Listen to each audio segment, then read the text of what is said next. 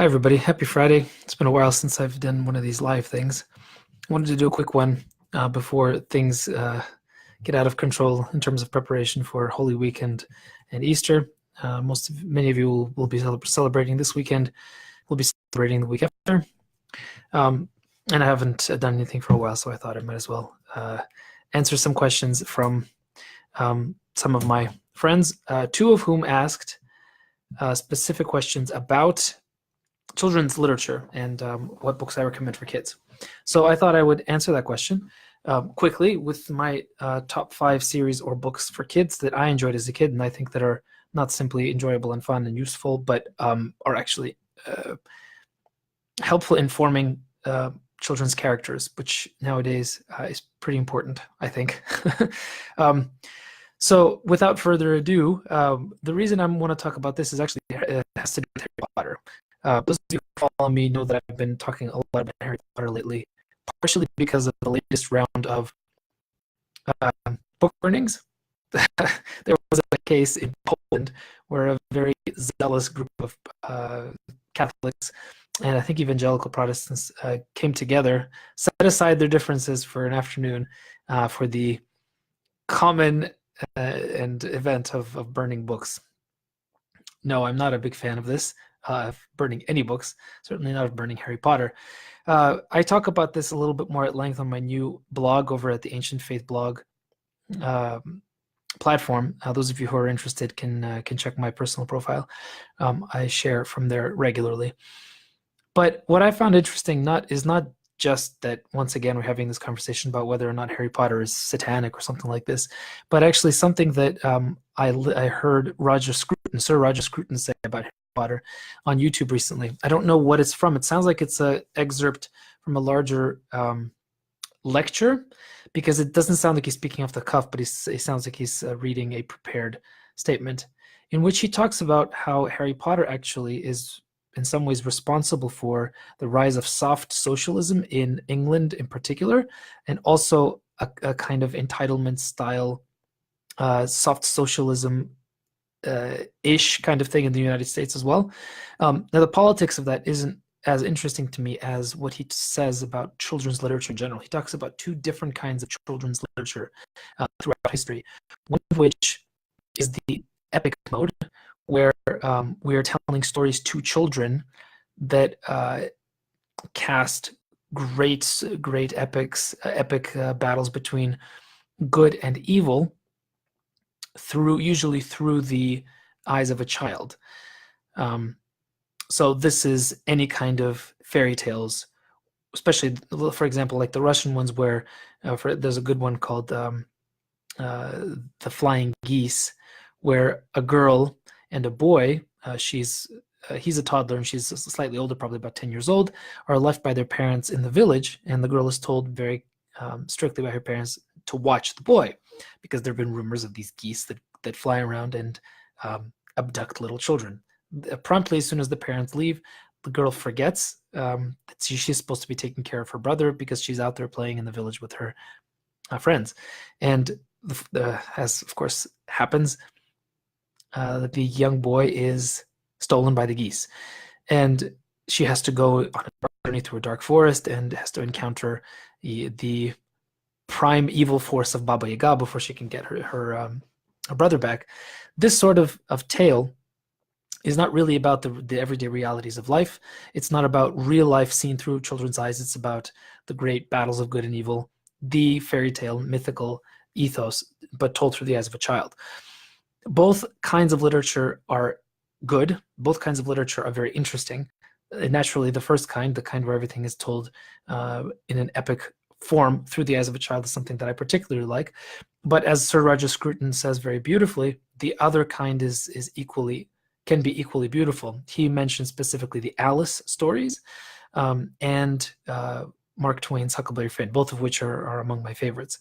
But then he goes on to talk about how although Hogwarts and Harry Potter seems like it should fit more into the second kind of children's literature, where you're describing the reality of the world through the eyes of a child, actually it's told in the simplified epic manner of the first kinds of story. The great battle between good and evil that never ends, as he mentions, except that it's set firmly in a version of real life, in a version of the real world. And Rowling herself, who's through her social media presence, Roger Scruton mentions, talks about her characters in her books in terms that fit firmly within the political and social realities of our real world, even though the story was written in an epic form. And this, oddly enough, because of the power of this kind of literature, because of the power of mythical literature to inspire, it really hit a chord in our generation. These are books that the popularity of these books are unparalleled, really, in our time. That's why you have so many different knockoffs of Harry Potter coming out all the time, but none of them ever become that popular. But the problem is that if you start applying that kind of epic narrative to specific questions of politics and society, as Rowling has done, what has ended up happening, Sir Roger Scruton argues, is that she's raised a generation of kids who think that you can wave a magic wand and all of the problems of the world will be fixed with the right formula. And he specifically casts this problem in terms of politics. I would expand that to include just a general experience of life, that a lot of young people, people of my age and younger, do, especially in the West, do have a tendency to look at the world or at life as something that can be easily fixed as long as they have the correct words of power to wield over this world. I've talked about this a lot in my vision of what a good fantasy novel should be, and what magic in fantasy, what role it should play, and how in Tolkien, magic is never a matter of power over the world, but rather a matter of invocation of higher powers and a matter of humility. Something that is beautifully reflected, by the way, in the very interesting and very good fantasy series, The Deed of Paxenarian by Elizabeth Moon. But I'm not talking about The Deed of Paxenarian, I'm talking about children's literature. So without talking too much about society and culture, which I talk about too much, this being already Friday evening and it's soon time for me to run off, I wanted to tell you about my top 5 favorite series for children, and maybe you can find these interesting. I'm sure you've read some of them, I'm sure your kids have read some of them, but perhaps some of them they have not. So I wanted to start actually with not the traditional one, even though I'm right next to a wardrobe. That we'll get there in a second. But I wanted to talk about The Dark is Rising by Susan Cooper. This is a very interesting, fascinating series for young children that I would highly recommend that parents let their children read. I do also recommend that the parents read the books themselves. They are quite dark. The evil in these books, the grand battle between good and evil, is very real. It's very real. It's very immediate, and it can be quite frightening.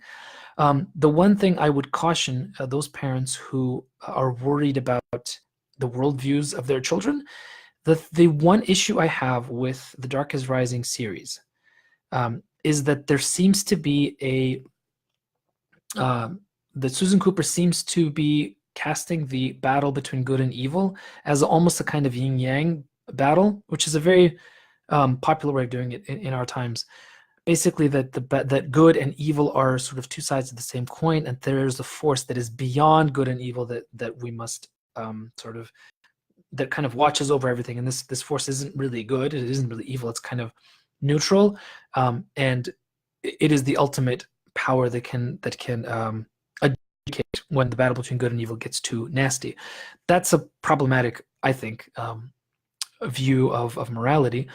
I don't think that the sort of yin-yang, good versus evil balance thing that the Force embraces in Star Wars, or at least tries to embrace, although it never actually does, but that's a conversation for a different time. I don't think that's a particularly useful way of framing a vision of the world for children. However, when I was reading these books as a kid, I didn't get that at all. All I got was the battle between good and evil, and that there were bad guys, and that there were good guys, and that it was really fun, and that there was King Arthur shows up in there, and it was simultaneously entertaining and affirming in some way, that I found to be inspiring and interesting as a child, and it continued to stay with me for a long time. So I do recommend that series as one for most people. The second one is, of course, the Chronicles of Prydain. I just see that Nicholas Panett joined our video. He is a big fan of the Palladian Chronicles, as I'm sure some of you others are as well. This is a wonderful series based on Welsh mythology. Similar in some ways to Narnia, but a little bit skewing a little bit more adult. So I guess nowadays this would be called YA, or almost adult. The characters are sort of young adult aged, but the mythology is wonderful. The characters are great. It's different enough from both Narnia and Lord of the Rings to merit its own consideration, and the ending is just spectacular. We could talk about it a lot more, and maybe I will in the future, but for now, I do recommend it highly. Finally, number 3 on this list would be the Wrinkle in Time series by Madeleine L'Engle. I've recently read a few very interesting articles about Madeleine L'Engle's work that have called her vision simultaneously inspiring and disturbing and weird. The books are wonderful. She writes very well, but she doesn't allow for too much complacency for the good characters. Everybody is always in danger unless they are able to overcome their own weaknesses. I find that her approach to children's literature, even though she never considers herself to be a children's author, to be very useful for our days. I think these are the kinds of books that your daughters especially should be reading, because there's a lot of very strong, very positive female characters that are not this ridiculous gender swapping, superhuman warrior thing that seems to be capturing everybody's attention these days. No, they are girls who are girls and yet are very strong in their own feminine strength, in their own feminine power. They don't have to pretend to be boys, which I think is wonderful. So that whole series is fantastic. The only one I'm not absolutely crazy about is Many Waters, which is a imagining of the Noah story, but seen through a semi-historical lens. The thing about Noah, the thing about those chapters in Genesis, is that they are told in a very epic style. There are very few details. They're very sparse, and the whole thing reads a lot like ancient epic poetry. And there's a good reason for that, because this is very far in the distance. It talks about, kind of really black and white realities. And when you start introducing sort of mundane details of everyday life, you start to muddle the picture a little bit. It bothered me, even as a kid. I didn't find that book to be the best in the series. Wrinkle in Time is very good. Wind in the Door is excellent, and The Swiftly Tilting Planet, I think, possibly is the best. As for the movie version of A Wrinkle in Time, I enjoyed it. A lot of people didn't, but I haven't read A Wrinkle in Time in a long time, so I can't really compare. Maybe I will, especially if enough of you are interested in that. So that's my next recommended book. Then number 4, of course, is The Hobbit. The Hobbit and Lord of the Rings if they're old enough, but The Hobbit is a wonderful children's story. But what's so great about it is that it starts with this sort of very children's literature style in the way that it's written. Tolkien starts the whole thing like an uncle who's telling a tale by the fireside. But by the end, it kind of gets a little bit epic. By the time we get to the Battle of the Five Armies, really allowing a young reader to enter into that epic space of fairy tales that I think is so interesting and so useful in forming a worldview. Tolkien does that so well. He does the same thing in Lord of the Rings by starting out in Hobbiton in this kind of playful atmosphere of the Hobbit, and then eventually getting to a point in Return of the King where even the hobbits even have their speech patterns change, where they start talking, they start saying things like "lo and behold," and it doesn't even sound weird. It just works very perfectly. So The Hobbit is, one of my top 5 for sure. And number 5, of course, I'm here on purpose next to a wardrobe, because The Chronicles of Narnia must be on every child's reading list. I've read the whole series many times over. I will say though, I think you should not. I think you and your kids shouldn't watch the movies, the new Disney ones, until they're older. I don't think those movies are to do the books justice at all. In fact, if you want to watch anything, watch the old BBC. Watch the old BBC series with your kids. I watched that when it first came out. It was in 89 or 90, something like this, and I was transfixed. The special effects are awful, There's, I mean, 6-foot tall beavers, for goodness sake. But it was done with such love that it allowed, in the same way as a book does, it allowed for the imagination of the watcher, not the reader, to kind of fill in the gaps. And I really enjoyed it. Of course, nothing is as good as reading the books. So make sure that you do that. So those are our top 5 series for children that I would recommend. The first is the Dark is Rising series by Susan Cooper. The whole series, it's a very good series. The Prydain Chronicles by Lloyd Alexander, and then The Wrinkle in Time and the subsequent novels by Madeleine L'Engle, The Hobbit by J.R.R. Tolkien, and The Chronicles of Narnia by C.S. Lewis. Those are my top 5. Those are the ones that I keep returning to and that I really enjoy, and I highly recommend them.